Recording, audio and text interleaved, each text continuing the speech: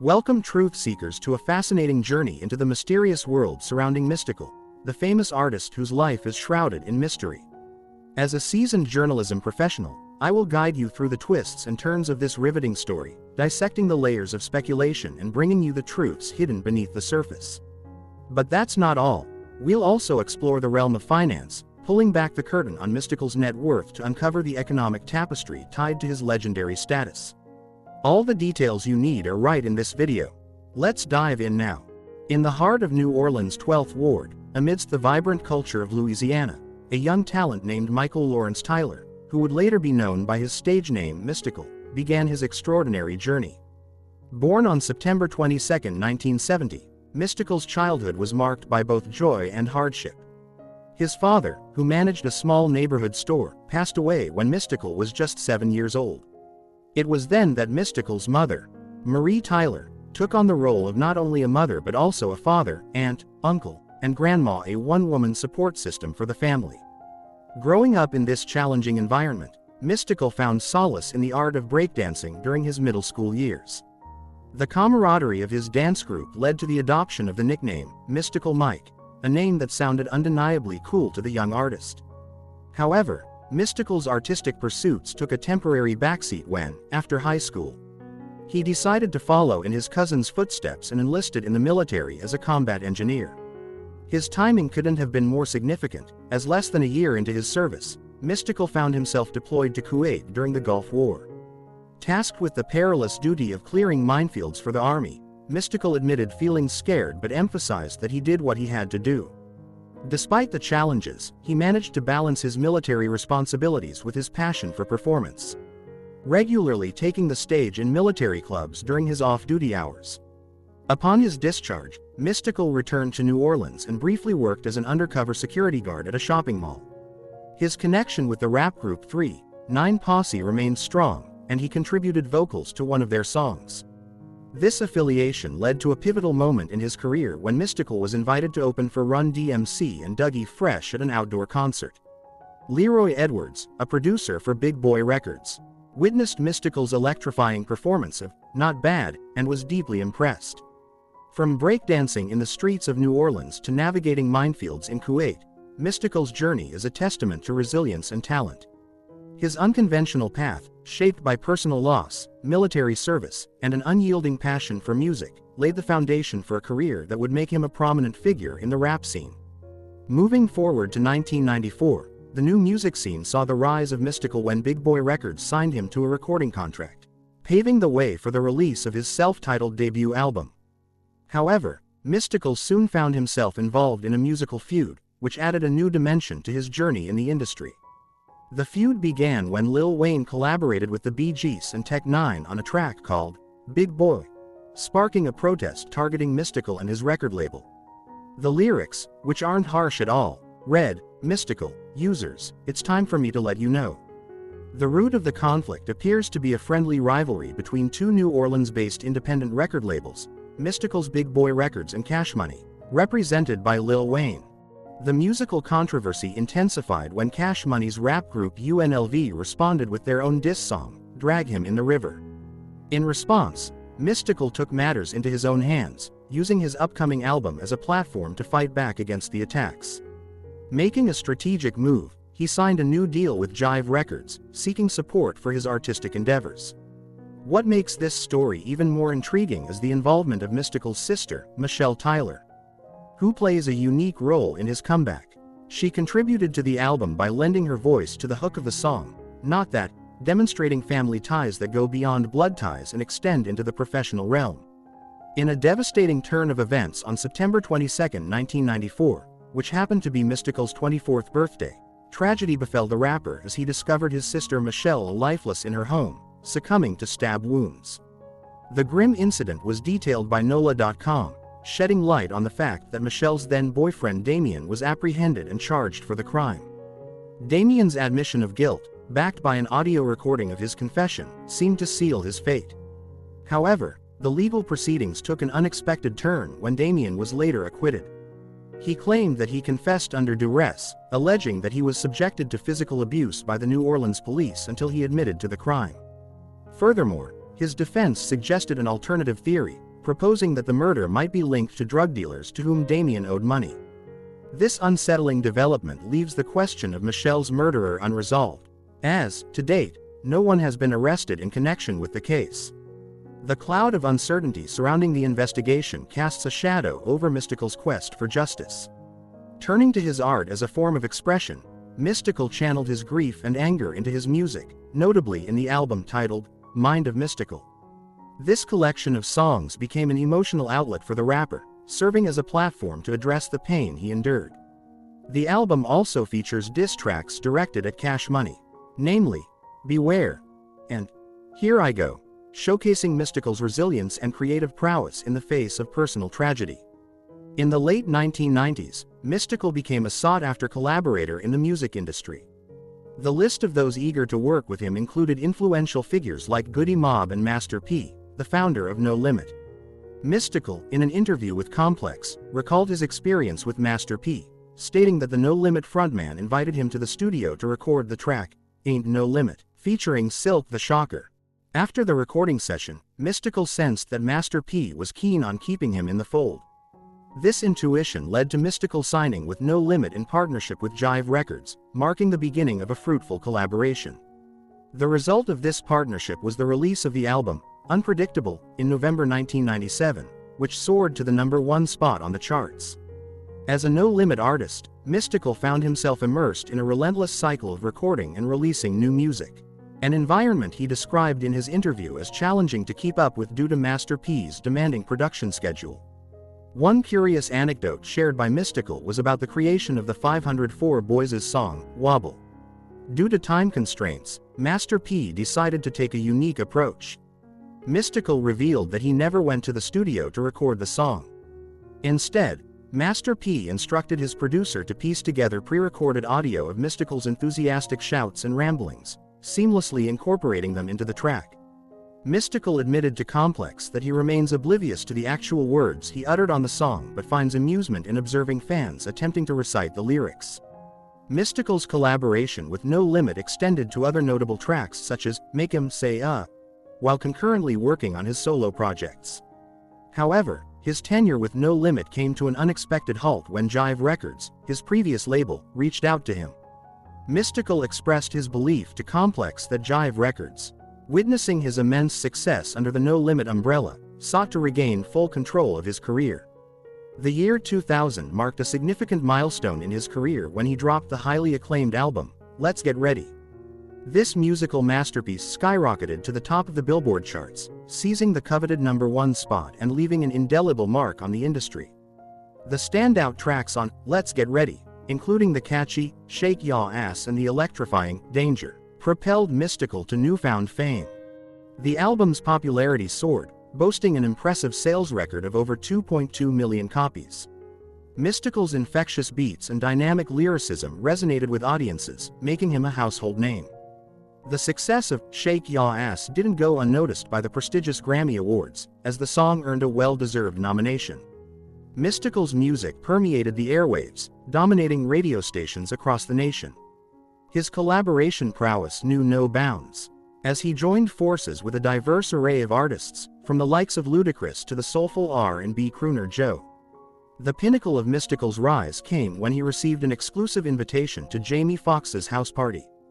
Picture this, Mystikal, amidst the glamour of the Hollywood scene, delivering a live performance of Shake Ya Ass, accompanied by the melodic tunes of John B. on the piano. It was a moment that encapsulated Mystikal's meteoric ascent in the music industry.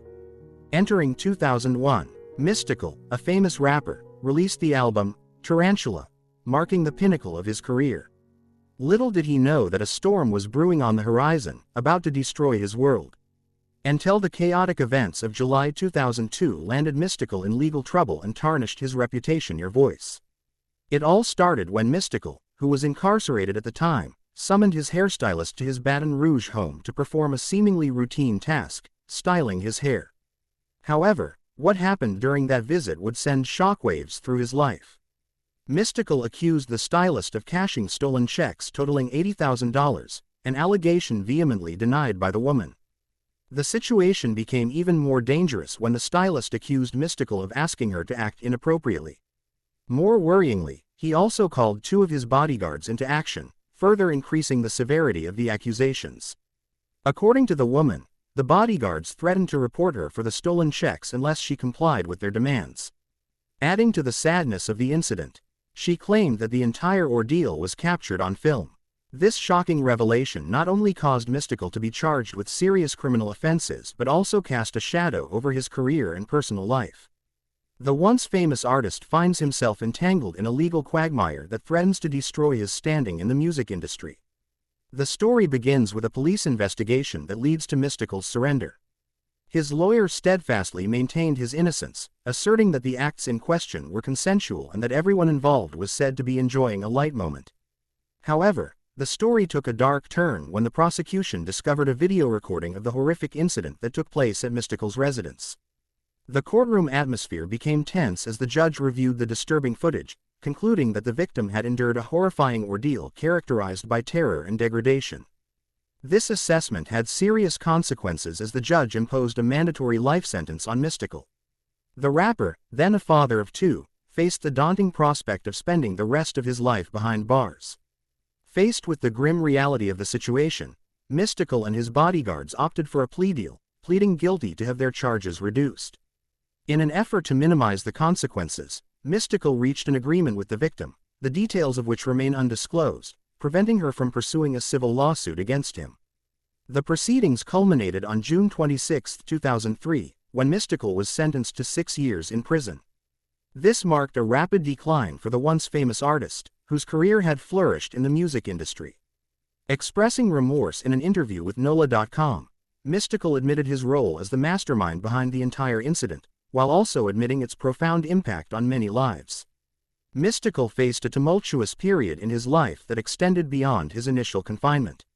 In August 2005, while still serving his sentence, he faced another legal challenge: failure to file tax returns on income in excess of $1,700,000 in 1998 to 1999.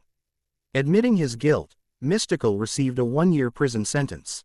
Notably, the judge allowed him to serve this sentence concurrently with the sentence for his previous actions against his hairstylist. Finally regaining his freedom in January 2010, Mystikal's legal saga continued with a 5-year probation period and mandatory criminal registration. 5 months after its release, Mystikal suddenly appeared on the red carpet, welcoming a new chapter in its life. Hand in hand with pregnant Tedra Sterling, identified in the book, Groove Interrupt, Mystikal's personal life takes center stage.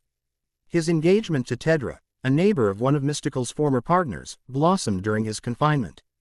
The couple is eagerly looking forward to starting a family, along with Mystikal's 11-year-old daughter and 10-year-old son from previous relationships.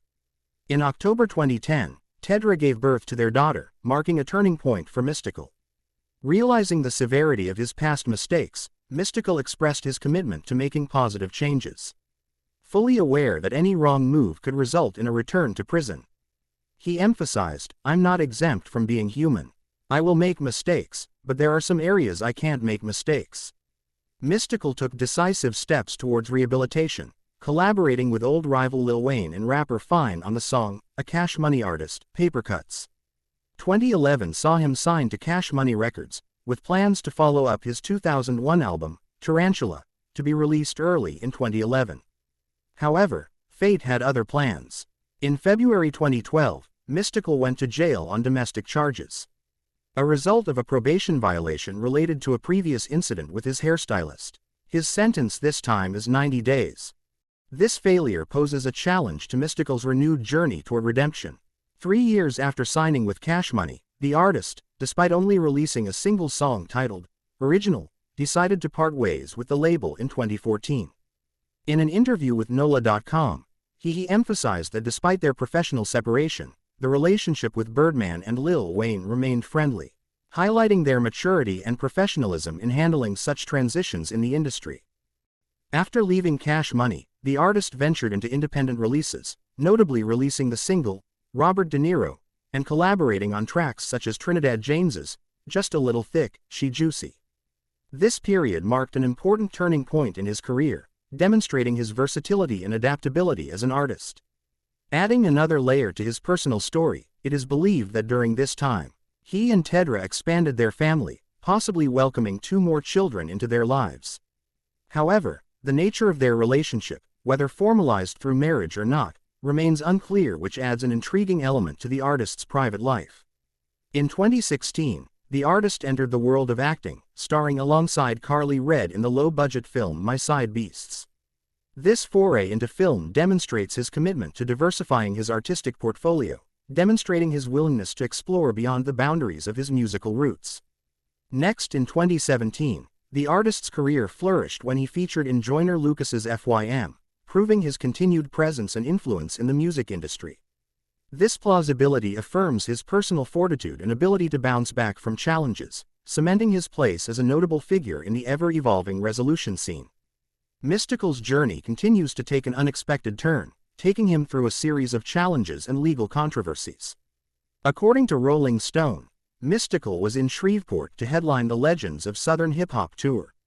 However, the drama following his performance turned into a legal saga when a woman accused the rapper of misconduct at a Shreveport casino.